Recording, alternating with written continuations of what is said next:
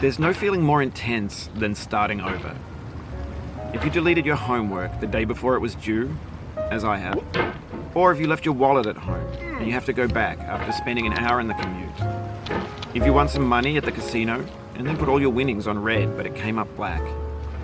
If you got your best shirt dry cleaned before a wedding and then immediately dropped food on it. If you won an argument with a friend and then later discovered that they just returned to their original view. Starting over is harder than starting up.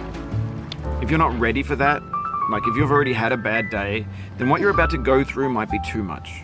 Feel free to go away and come back. I'll be here. Alright, thanks for coming with me on this trip. I'll understand if you have to take a break at any point. Just find a safe place to stop and quit the game.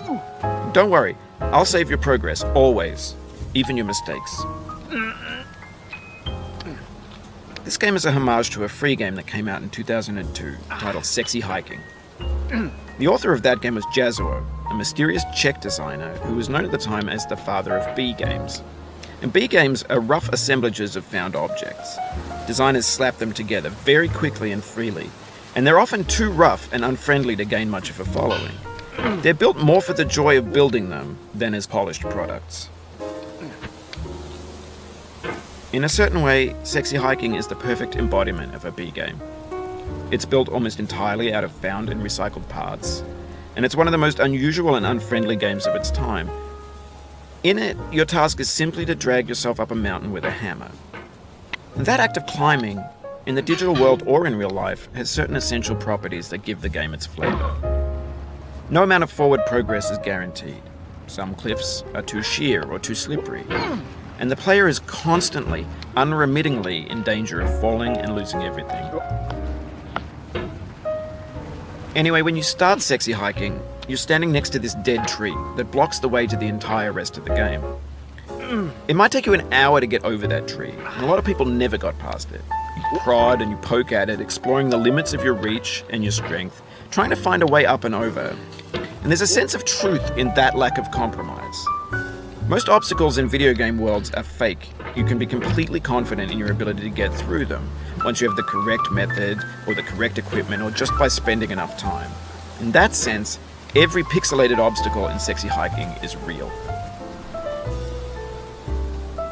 The obstacles in Sexy Hiking are unyielding, and that makes the game uniquely frustrating. But I'm not sure Jazuo intended to make a frustrating game. The frustration is just essential to the act of climbing, and it's authentic to the process of building a game about climbing. A funny thing happened to me as I was building this mountain. I'd have an idea for a new obstacle, and I'd build it, test it, and it would usually turn out to be unreasonably hard. But I couldn't bring myself to make it easier. It already felt like my inability to get past the new obstacle was my fault as a player rather than as a builder. Imaginary mountains build themselves from our efforts to climb them, and it's our repeated attempts to reach the summit that turns those mountains into something real. When you're building a video game world, you're building with ideas, and that can be like working with quickset cement. You mold your ideas into a certain shape that can be played with, and in the process of playing with them, they begin to harden and set until they're immutable, like rock. And at that point, you can't change the world. Not without breaking it into pieces and starting fresh with new ideas.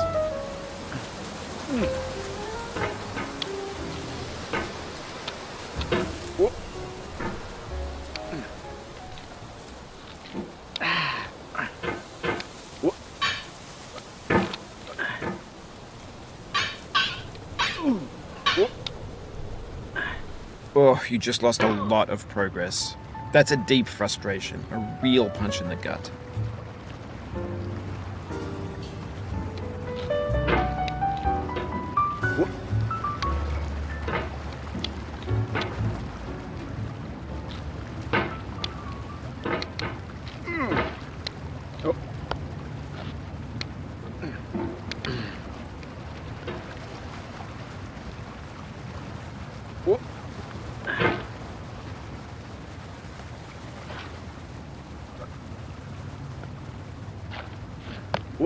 Oof, sorry about that.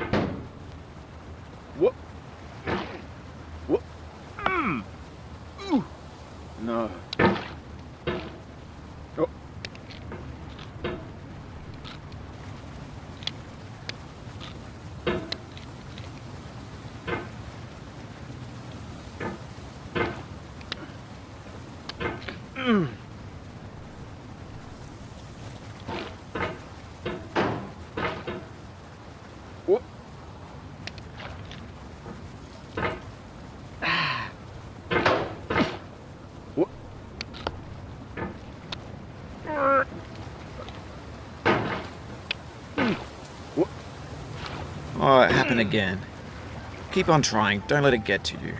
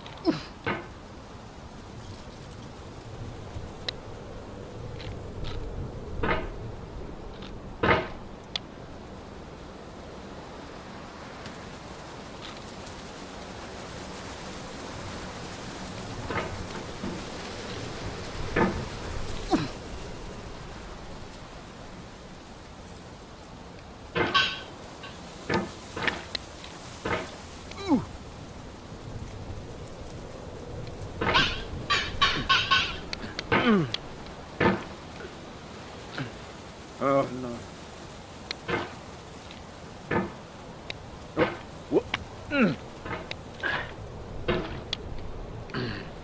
Oh.